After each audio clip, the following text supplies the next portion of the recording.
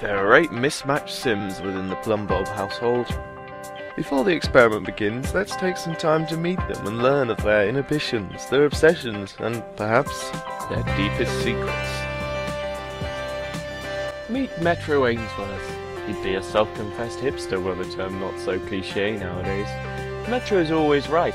It's just such a shame that everyone else always fails to see it. Philistines. As a true avant-garde, Metro knows what's what, supposedly. Metro is a snob, and boy does it show. Metro is a vegetarian. Give him 3 years and he'll no doubt tell you about it. Metro's a musician, a self-claimed virtuoso. As a diva, Metro can be hard to please.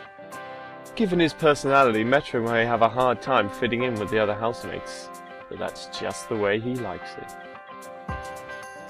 Called a meat-headed, violent, angry individual by his friends and, oh god, not that guy, by his enemies, Brick Johnson is quite the character. Brick takes pride in his ability to subjugate those in any way inferior to him. He sees bullying as his natural duty. Brick is athletic, always eager to improve his well-sculpted body. Brick is hot-headed, you won't like him when he's angry. Brick is mean-spirited, don't blame him, it's in his nature to be an arse. Brick is a daredevil, perhaps indicating some deep-rooted psychological need to impress. Brick loves the heat. Sunlight reflects nicely off of his pecs. Some would say that locking a violent, enraged, reckless, yet sexy individual in an enclosed area with 7 other people would be a breach of human rights. I disagree.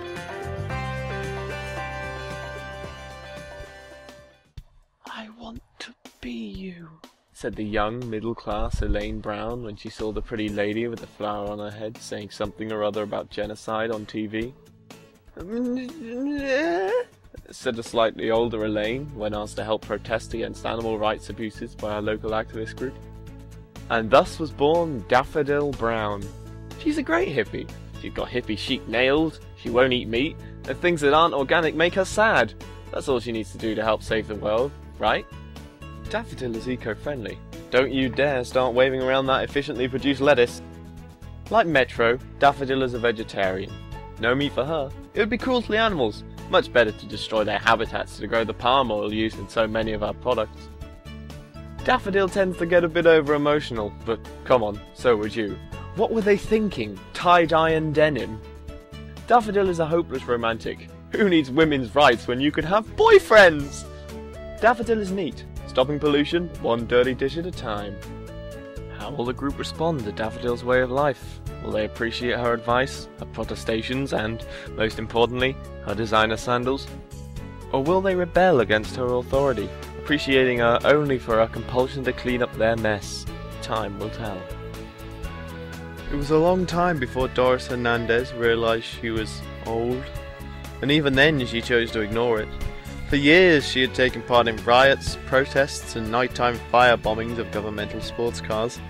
Her deeply rooted anarchism, inspired by no small number of flights to the draconian Cookie's Nest, defined her life. She rebelled against the very people that tried to help her. Every doctor was a fascist, every psychiatrist a capitalist pig. Doris never really knew what it was she wanted, except for, perhaps, love. Deep down, Doris knew she wanted a family. Apparently, Doris is insane, but she's never stuck around anywhere long enough to have that proved. Doris is rebellious. How will she react to living in a cage? Doris is often inappropriate, hence her dress sense. Doris is a kleptomaniac. She once stole the Magna Carta because she hated feudalism. Doris wishes for a life that is family-oriented. She doesn't want to be alone. Will Doris find the family she never had in the rest of the housemates? Or will she ruin it all yet again? How will Doris react to Daffodil's modern take on rebellion? Can she live in the house without setting fire to it and killing everyone? We'll just have to wait and see.